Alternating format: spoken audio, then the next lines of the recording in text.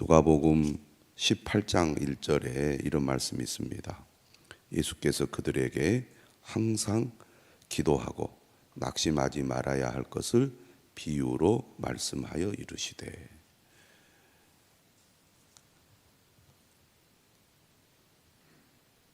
과부와 재판장 비유를 예수님께서 하시기 위해서 서두에서 이런 말씀을 하셨습니다. 항상 기도하라. 그리고 낙심하지 말아라. 기도는 항상 해야 되는 것입니다. 그리스도인은 기도로 사는 사람이죠. 기도하는 그리스도인이 진짜 그리스도인입니다. 그런데 기도는 항상 방해를 받게 되어 있습니다. 왜냐하면 신앙생활이라는 것 자체가 영적인 싸움이기 때문이죠. 특별히 기도하는 분들이 기도를 중단하는 이유는 기도를 함에도 불구하고 하나님의 응답이 없다고 느껴지기 때문입니다.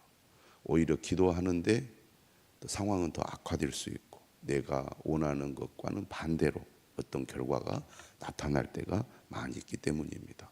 근데 그런 고비를 넘기고 계속 기도해야 하나님의 은혜를 경험하고 또 우리의 믿음이 더욱 굳건하게 세워질 뿐만 아니라 하나님의 응답을 체험할 수 있기 때문입니다. 누가복음 18장 1절의 말씀, 항상 기도하고 낙심하지 말아라. 이 말씀을 기억하시고 이번 새벽기도 기간에 또 힘써서 참여한 여러분들이 계속해서 기도할 수 있기를 주님의 이름으로 축원합니다. 지금 우리는 열왕기상 말씀을 함께 나누고 있는데 하나님의 말씀이라고 하기보다는 마치 역사적인 이야기를 통해서 정치적인 권력 투쟁을 보는 것 같은 본문을 우리가 보고 있습니다. 솔로몬 왕은 왕이 되자마자 그의 아버지의 유언을 따라서 반대자들을 숙청합니다. 매우 철저하게 숙청을 하기 때문에 좀 너무하지 않느냐 이런 생각들을 하게 되는데요. 오늘 우리가 읽은 본문은 시므이라는 사람을 숙청하는 이야기를 다루고 있습니다. 왜 숙청을 할 수밖에 없었느냐라고 생각을 해보면 첫째는 정치적인 어떤 의도를 가지고 있는 거죠. 왕권을 강화하기 위해서 솔로몬 왕은 숙청을 행하게 됩니다. 이유가 분명하죠. 그의 시작이 매우 불안했기 때문입니다. 그의 형인 아도니아가 모반을 일으켜서 권력을 잡으려고 했고 다윗 왕에 의하여 그것을 저지시키고 솔로몬이 왕이 되었기 때문입니다. 그런데 아도니아 주변에는 힘을 가진 권력자들이 있었습니다. 만약에 이러한 사람들을 그대로 내버려 두었다면 솔로몬의 왕위는 이어지지 못하고 중단될 수도 있었을 것입니다. 이스라엘이라는 나라는 단순히 일반 나라와 달리 하나님께서 세우신 나라고 또 하나님이 언약을 맺으셔서 세운 왕권이기 때문에 솔로몬이 그 왕위를 계승해서 하나님의 뜻을 펼쳐야 하는 중요한 사명을 가지고 있었습니다. 그렇기 때문에 아도니아의 모반을 완전히 제거하고 그리고 나라를 그 기초로부터 탄탄하게 세울 필요가 있었습니다. 그런 의미에서 솔로몬은 자신과 뜻을 같이 하는 사람들을 중심으로 권력을 이렇게 세울 필요가 있었기 때문에 이처럼 숙청을 행할 수밖에 없었다고 볼 수 있습니다. 나라가 굳게 세워지려면 같은 마음을 가지고 하나 되는 것이 무엇보다도 중요하기 때문인 거죠. 교회도 마찬가지입니다. 교회가 하나님의 나라의 사명을 잘 감당하려면 같은 말, 같은 마음, 같은 뜻으로 하나 될 때 힘을 가질 수가 있습니다. 오늘 우리도 믿음의 삶을 살아갈 때 우리에게 주신 교회를 통해서 같은 마음을 가지고 하나 되는 교회를 이루어 가야 할 줄로 믿습니다. 그러기 위해서는 우리가 동참하는 것, 참여하는 것이 매우 중요하죠. 함께 말씀을 듣고 또 함께 말씀을 나누고 그리고 함께 참여함으로써 하나를 이루어 갈 수 있는 것입니다. 두 번째로 숙청의 목적이 어디에 있느냐? 그것은 하나님의 심판입니다. 분명히 하나님의 뜻이 있음에도 불구하고 자신들의 이익을 따라 고의로 하나님의 뜻에 반대되는 편에 섰기 때문에 그들은 하나님의 심판을 피할 수가 없었습니다. 우리가 지금 읽은 이 본문을 보면 4명의 인물들이 솔로몬에 의해서 숙청을 당하게 되는데 첫 번째 인물이 바로 아도니아입니다. 아도니아는 실제적으로 다윗의 장자였고 백성들의 지지를 받았기 때문에 누구보다 왕위에 오를 수 있는 적임자였습니다. 하지만 하나님의 뜻은 아도니아가 아니라 솔로몬에게 있었습니다. 그리고 이 사실을 누구도 알았느냐면 아도니아 자신도 알게 되죠. 그럼에도 불구하고 그는 욕심의 눈이 멀었고 또 야망이 너무나 컸기 때문에 내가 왕이 되어야 한다는 분명한 의지를 보였고 결국 그것이 실패하게 되었습니다. 하지만 그는 솔로몬의 형이었기 때문에 목숨을 부지할 수 있었습니다. 왜 그가 처형을 당할 수밖에 없었느냐? 솔로몬이 왕이 되고 난 이후에도 여전히 그는 왕이 되려는 욕심을 버리지 않았기 때문입니다. 문제는 여기에 있었던 거죠. 자신의 잘못을 깨닫고 앞으로 자신이 어떻게 처신해야 될지를 분명히 알았다면 그는 목숨을 잃지 않았을 것입니다. 그런데 사람은 욕심이 있잖아요. 그리고 자신이 노력을 하면 그 욕심을 이룰 수 있을 거라는 기대를 하게 되잖아요. 그것이 그를 결국은 죽게 만든 것이죠. 두 번째 인물은 바로 제사장 아비아달이었습니다. 왜 아비아달은 목숨을 잃지 않았느냐? 그가 솔로몬의 아버지 다윗에게 행한 공이 매우 컸기 때문입니다. 그러한 공을 솔로몬은 인정해 주었기 때문에 아비아달은 죽이지 않고 파면 안으로 그쳤습니다. 왜 그는 아론의 후손임에도 불구하고 그리고 하나님이 선택한 제사장의 집안임에도 불구하고 제사장의 직분을 이룰 수밖에 없었느냐? 그는 누구보다도 하나님의 뜻을 추구하는 제사장, 하나님의 뜻을 따라서 행동해야 되는 제사장이었음에도 불구하고 하나님의 뜻을 쫓지 않고 인간적인 생각으로 어느 편에 서는 것이 내게 이익이 될 것인가 실리를 택했다는 것입니다. 그것이 결국 아비아달로 하여금 제사장 직분에서 영원히 파멸될 수밖에 없게 만든 것이죠. 세 번째 인물은 요압입니다. 요압이야말로 다윗에게 있어 매우 중요한 인물이죠. 평생 군사령관으로서 정치적인 또 힘 그리고 군사적인 힘을 가지고 권세를 누렸던 사람입니다. 그런데 요압의 가장 큰 문제는 뭐냐? 첫 번째는 오만함이었습니다. 사람이 힘이 세지니까 그 힘에 취해서 내가 마음 먹으면 뭐든지 할 수 있다. 심지어 다윗 왕이라 할지라도 나에게 함부로 할 수 없다. 이걸 그가 이제 권력의 그 중심에 있으면서 느낀 거거든요. 다윗을 거스리고 위협하는 행동을 여러 차례 한 거죠. 거기에다가 그가 오만한 이 마음을 가졌을 뿐만 아니라 시기 질투가 강했습니다. 자신의 자리를 위협하는 사람이라면 가차없이 제거했습니다. 뿐만 아니라 개인적인 복수심이 있어서 자기 형제를 해한 사람을 그가 죽여버리는 거죠. 그래서 그는 전쟁이 아닌 개인적인 원한과 질투 때문에 다윗의 중요한 인물들을 그가 살해했습니다. 그럼에도 불구하고 다윗은 그가 생존하는 동안에 요압을 처리하지 못했고 그의 아들에게 유언을 남겼는데요. 결국 하나님의 심판을 받아서 요압은 죽고 말죠. 하나님의 심판을 그가 받게 된 것입니다. 그가 아무리 권세를 누리고 별일을 다 했다 할지라도 하나님의 심판을 피할 수는 없었던 것입니다.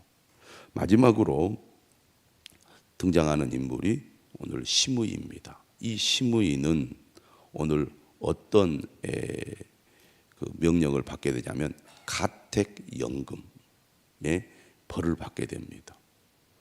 그러니까 시므이가 가택연금을 받게 된 이유는, 시므이는 어떤 사람이었느냐면 다윗이 압살롬에게 쫓겨갈 때 다윗을 저주했던 사람입니다.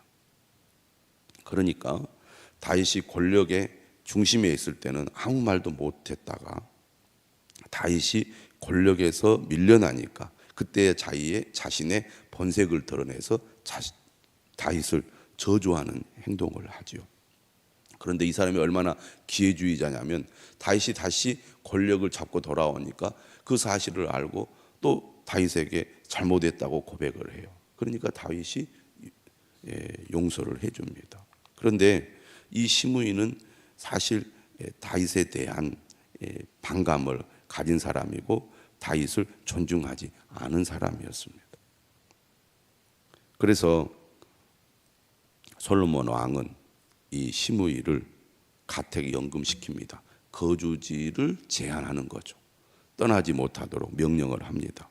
그런데 이 시므이가 이러한 왕의 명령을 처음에는 잘 지키게 되죠. 오늘 본문을 보면 이렇게 되어 있습니다. 36절에 왕이 사람을 보내어 시므이를 불러서 이르되 너는 예루살렘에서 너를 위하여 집을 짓고 거기서 살고 어디든 나가지 말라. 어디든지 나가지 말라. 네가 나가서 기드론 시내를 건너는 날에는 반드시 죽임을 당하리니 네 피가 네 피로 돌아 네 머리로 돌아가리라. 명령을 어기면 죽이겠다는 것입니다. 이에 대해서 시므이가 동의를 하죠. 이 말씀이 좋사오니 내 주 왕의 말씀대로 종이 그리하겠나이다. 그래서 그가 어떻게 합니까? 이에 날이 오래도록 예루살렘에 머무니라. 몇 년을 머뭅니까? 39절에 보면 3년 동안 왕의 명령을 잘 지킵니다. 그런데 문제는 3년이 지나고 난 이후에 일이 벌어지죠. 어떤 일이 있습니까? 39절에 보니까 시므이라는 사람의 두 종이 도망을 가버린 거예요. 종이 그에게 있어서 중요한 재산이었을 것입니다. 그래서 시므이가 어떻게 합니까? 그 종을 찾으려고 일어나 어떻게 합니까? 그 종이 도망간 가드로 가서 아기스 왕에게 나아가 그 종을 데리고 오게 되지요. 블레셋 지역의 도시이지 않습니까? 어떻게 보면 시므이는 자신의 중요한 재산과 같은 두 종이 도망가니까 그 종을 찾아오기 위해서 이런 행동을 한 것이 정당하다고 볼 수도 있지만 중요한 사실은 그가 왕의 명령을 거역한 것입니다. 이건 역시 어떻게 보면 욕심 때문일 수 있죠. 자신의 소유를 잃어버렸을 때 나는 이것을 그대로 내버려 둘 수 없고 반드시 찾아와야 된다. 그런 생각에 사로잡혔던 것 같습니다. 하지만 그는 결정적으로 왕명을 거역하고 만 거죠. 솔로몬은 기회를 보아서 그가 왕을 거역하면 처형하려는 목적을 가지고 있었어요. 그것을 시므이도 모르지 않았을 것입니다. 하지만 눈앞의 이익 때문에 왕의 명령을 거역하고 만 거죠. 그래서 오늘 본문 42절에 왕이 사람을 보내어 시므이를 부릅니다. 이렇게 얘기하죠. 너 경고하지 않았느냐? 그런데 너는 나의 명령을 어겼다. 네가 내게 이른 명령을 지키지 아니하였다라고 분명히 얘기하고 있습니다.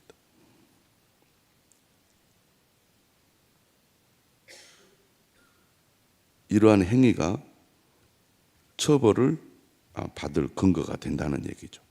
그러면서 44절에 뭐라고 얘기하냐면 이제 근본적인 이유를 얘기합니다. 네가 네 마음으로 아는 모든 악, 곧 내 아버지에게 행한 바를 네가 스스로 아나니 여호와께서 네 악을 네 머리로 돌려 보내시리라. 네가 내 아버지 다윗에게 행한 악 때문에 너는 처형을 당할 수밖에 없는 사람이다. 그런 얘기죠. 이렇게 함으로써 결국 시므이를 처형하고 맙니다. 그래서 결국 어떻게 됩니까? 마지막 절에 보면 시므이를 치니 그가 나가서 시므이를 치니 그가 죽은지라 이에 나라가 솔로몬의 손에 경고하여 지니라. 브나야를 통해서 시므이를 처형함으로써 반대자의 숙청을 마무리하게 됩니다. 하나님의 심판이라는 측면에서 볼 때 이 네 사람의 숙청을 우리가 어떻게 이해를 해야 됩니까? 하나님의 뜻이 어디에 있는지를 항상 우리가 살피는 것이 중요하다는 것입니다.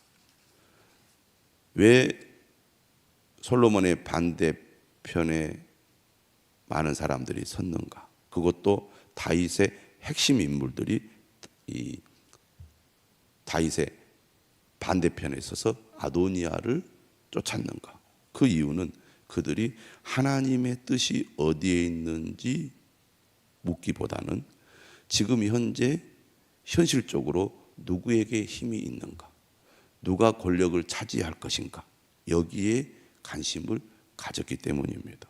그러니까 오늘 우리도 살아가다 보면 어떤 것이 진리인가를 우리가 더 생각하게 됩니다. 그렇지 않습니까? 우리가 주님을 열심히 믿는다고 하지만 이 편에 서는 게 내게 이익이 되는가? 아니면 손해가 되는가? 이것을 먼저 우리가 생각하게 될 때가 많다는 것입니다. 다시 말하면 어떤 것이 하나님의 뜻을 따르는 것인가? 하나님이 기뻐하시는가? 이것을 우리가 생각하기보다는 내가 이 일을 하거나 이러한 선택을 하게 되면 내게 어떤 이익이 있을 것인가? 또는 내게 어떤 손해가 닥칠 것인가? 이것을 우리가 사실은 본능적으로 생각하게 된다는 겁니다. 근데 믿음의 사람은 어떻게 행동을 하느냐? 항상 기준을 어떤 것이 하나님이 기뻐하는 일이고 하나님이 원하는 일인가를 먼저 생각해야 된다는 거죠. 비록 그것이 내게 이익이 되지 않고 심지어 손해가 되는 것이라 할지라도 그것이 하나님의 뜻에 반대되는 것이라면 하나님의 뜻이라면 그 길을 선택하는 것이 믿음의 길이라는 거죠. 저는 오늘 우리 성도들 말씀을 듣는 여러분들이 이 사실을 또 깊이 생각할 수 있기를 바랍니다. 나는 하나님의 편에 서고 있는가? 하나님의 뜻을 추구하는가? 아니면 실리를 쫓는 것이 내 삶의 우선순위인가? 현실적인 조건을 따지다 보면 하나님의 반대편에 설 수 있다는 것을 우리는 항상 기억해야 되겠습니까? 이 선택이 내게 이익이 되는가를 우리가 생각하는 것이 아니라 이 선택이 하나님의 뜻에 맞는가를 생각하는 저와 여러분들이 되시기를 주님의 이름으로 축원합니다.